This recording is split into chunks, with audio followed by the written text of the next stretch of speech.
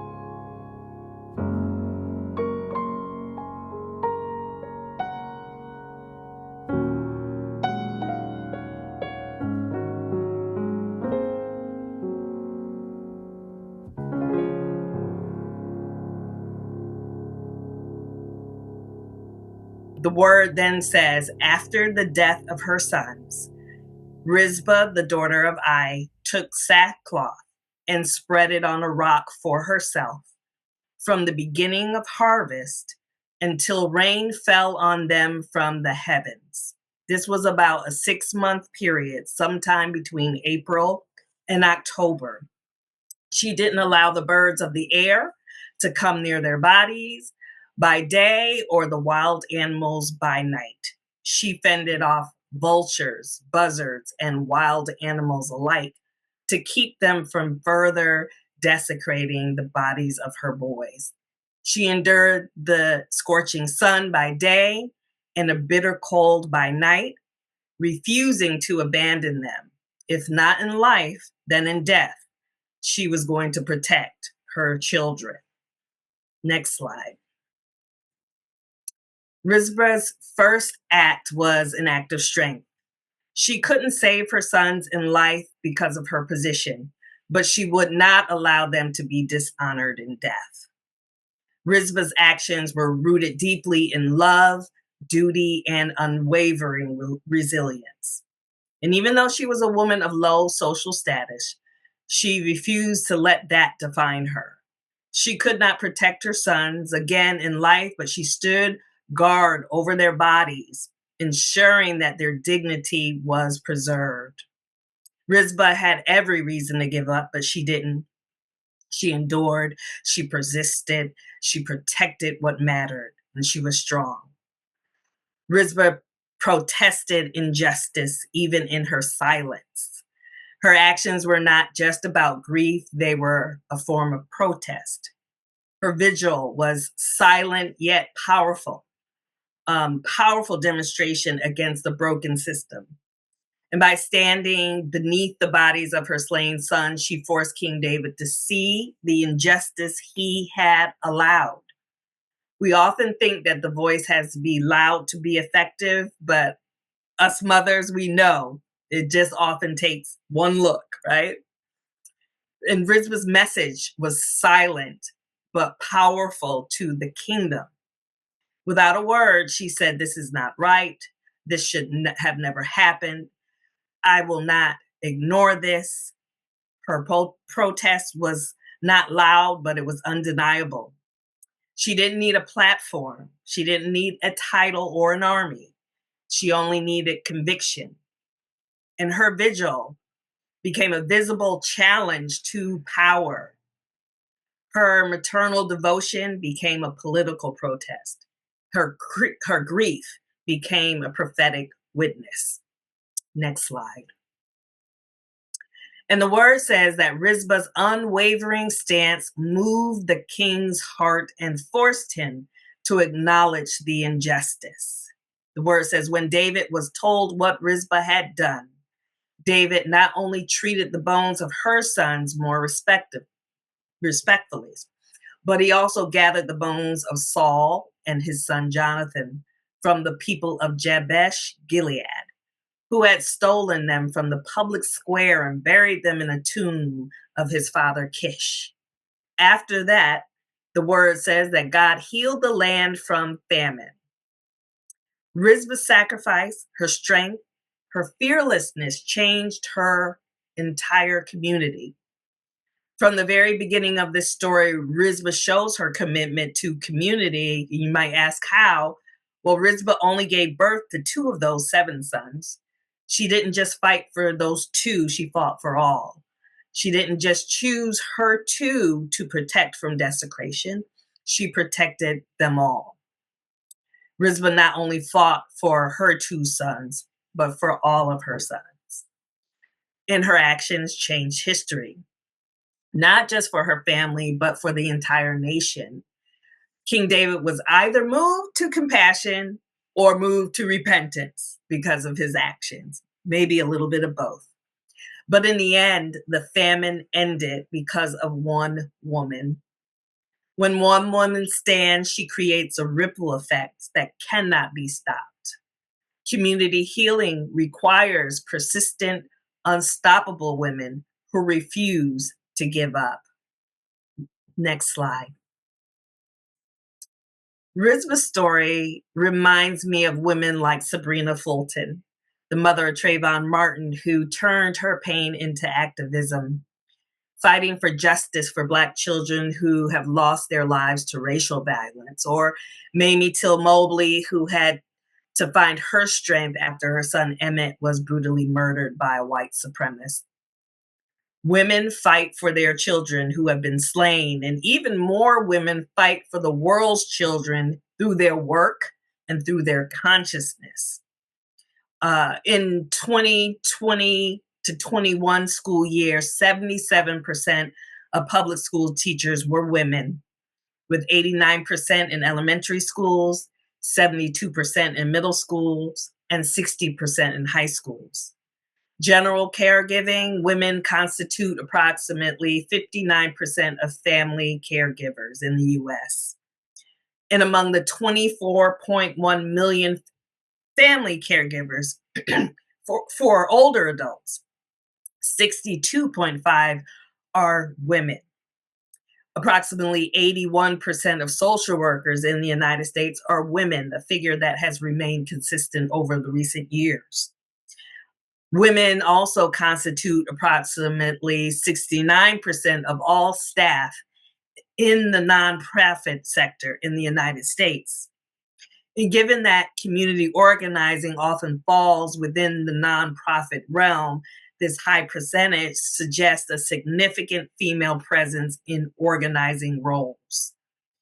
And despite the high representation in the workforce, women hold about 62% of leadership positions in the nonprofit sector.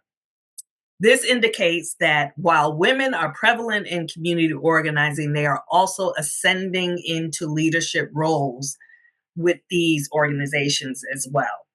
After her sons were executed and left exposed, a common act of humiliation meant to curse and dishonor enemies, Rizpah refused to let their bodies be desecrated.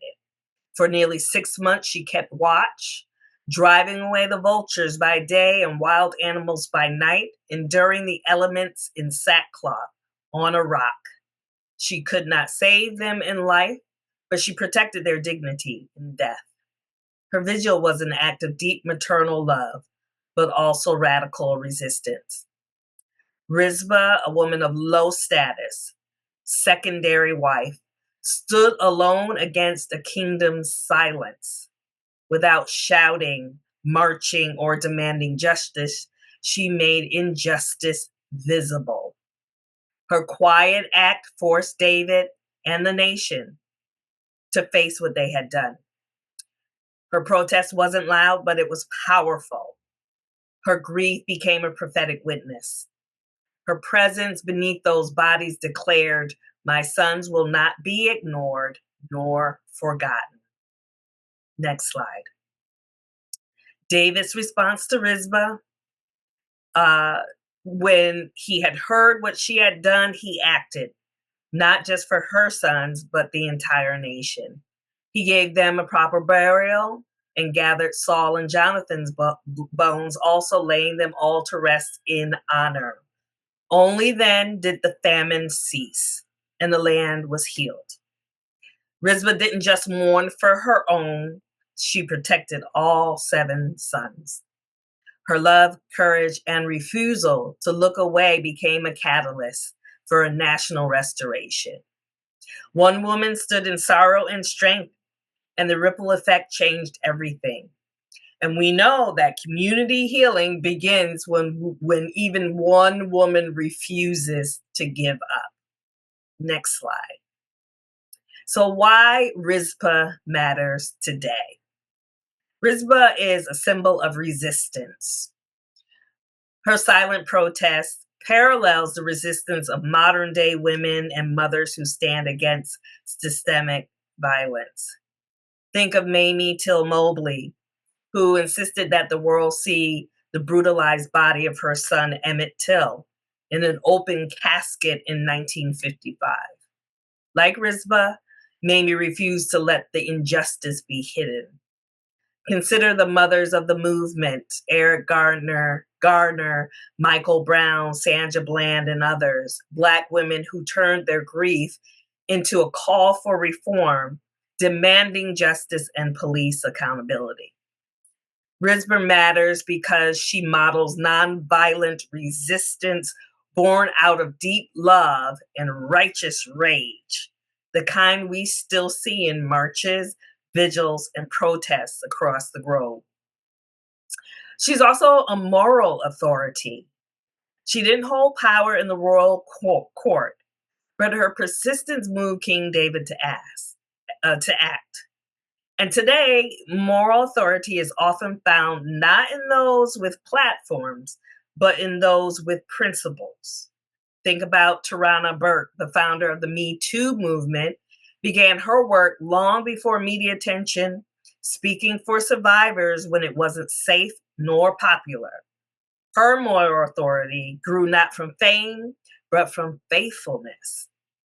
Think about Claudia Lacey, mother of Lennon Lacey, a 17-year-old Black teenager from Bladenboro, North Carolina, whose death in 2014 drew national attention and raised concerns about racial violence and justice in America. On August 29, 2014, Lennon was found hanging from a swing set in a mobile home park. Local authorities quickly ruled his death a suicide. However, Claudia and other family members questioned this conclusion. Rizpah reminds us that the moral authority often begins with women in hidden places doing the hard work of advocacy when no one is watching. Rizpah was also a voice for the voiceless. She stood in the gap for the dead, for those who couldn't no longer speak for themselves. She also represents the thousands of unnamed and unheard women and families who endure unspeakable losses. So I want you for a moment to consider the Native women and families of MMIW, missing and murdered Indigenous women. Their tireless advocacy to bring national attention to cases of disappeared women mirrors Rizpah's long wait on the rock. Sabrina Fulton, mother of Trayvon Martin, has spoken not only for her son, but for all children lost to senseless violence. Rizpah matters because her grief speaks where policy fails, where silence reigns, and where systems suppress stories that should never be forgotten. Lastly, Rizpah was a dignity defender and an enduring witness. By keeping vigil over her sons' bodies, Rizpah was defining their dignity even after death. In a society that deemed them criminals, she affirmed their worth. And we see this mirrored in people who challenge mass incarceration and the school to prison pipeline, particularly mothers and teachers who advocate for youth of color to be seen as whole human beings rather than threats. Think of public defenders, trauma-informed educators, and youth advocates who daily affirm that no child is beyond hope. Rizpah teaches us that defending dignity is a radical, often thankless act, but it reclaims lives that the world has thrown away. Rizpah remained on that rock 4 months, unmoving, unwavering, unforgettable. Her witness became a turning point. Like the grieving mothers of Argentina's desaparecidos, the disappeared, who stood in silent protest for years in front of government buildings wearing white scarves as a symbol of their children. Or the grandmothers raising grandchildren after a cycle of incarceration or violence has torn families apart, enduring, consistent, and always present. Rizpah shows us that staying when the cameras are gone, when the crowd has left, is its own sacred form of resistance. Her witness is a call to keep showing up, right? To be faithful when the world has moved on. Next slide. The school to prison pipeline is what happens in unjust societies where marginalized women give birth to marginalized children. Through no fault of their own, children are already behind the eight ball, right? Because their mothers were there before them. The school to prison pipeline refers to a disturbing national trend where students, especially those from marginalized communities, are pushed out of schools and into the criminal justice system. This happens through policies and practices that disproportionately affect students of color, students with disabilities as well, and students from low income backgrounds. The key elements of the pipeline are zero tolerance policies. These policies mandate strict, often harsh punishments for certain behaviors such as truancy, fighting, or drug use, without considering the context or the student's personal situation.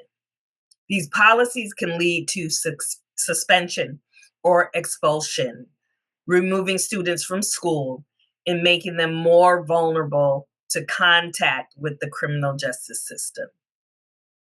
The other key element of it is increased policing in schools. The growing presence of law enforcement officers in schools has led to more students being arrested for minor infractions that used to be addressed by school staff. Students of color are disproportionately targeted by school police, increasing their chances of involvement with the criminal justice system. We've all seen this or heard this before. Schools that have metal detectors. Next slide. Schools that often, arrest, or we've heard the stories of 5-year-olds being arrested in this country. Yes, because they laid a hand on a girl's behind instead of dealing with it. They were arrested, right? So we have to understand the problem, right? Problem one is disproportionate disciplinary actions. Research consistently shows that Black students, as well as Latino and Native American students, face harsher punishments than their white peers for very similar behaviors. And this contributes to higher rates of suspensions, expulsions, and school dropouts, which are all linked to higher chances to later involvement with the criminal justice system. School pushout is when students who are repeatedly suspended or expelled often fall behind academically and disengage from their education.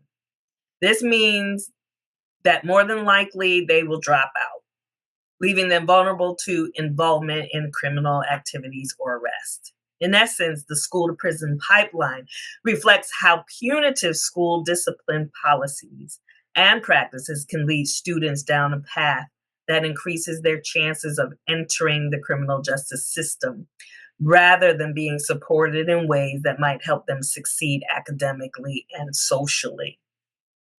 We've also heard too many stories of the Black child, male, who is menacing to the school system because of his color, because he looks bigger than the rest of the kids. And we've heard how our youth are just always looked at as more mature than the other children in the same age, in the same socioeconomic background, even the same stature.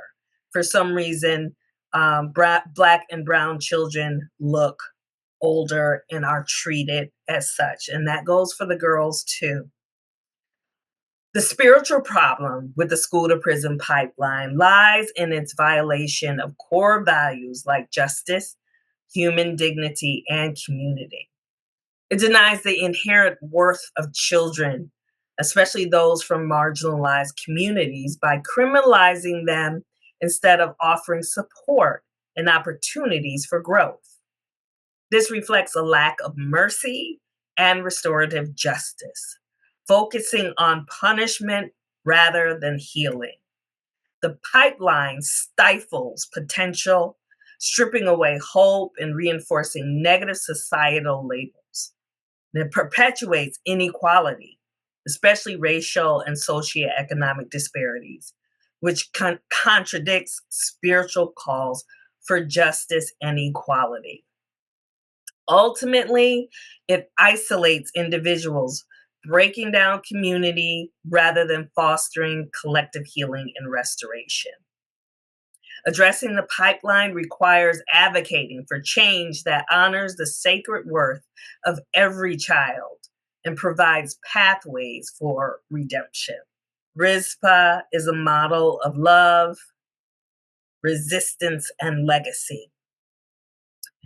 Rizpah's vigil was a mother's grief, but it was also a radical refusal to allow her sons to go unnoticed and disrespected.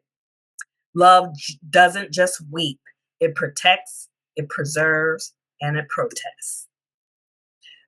Though her stand began in private grief, the consequences were communal.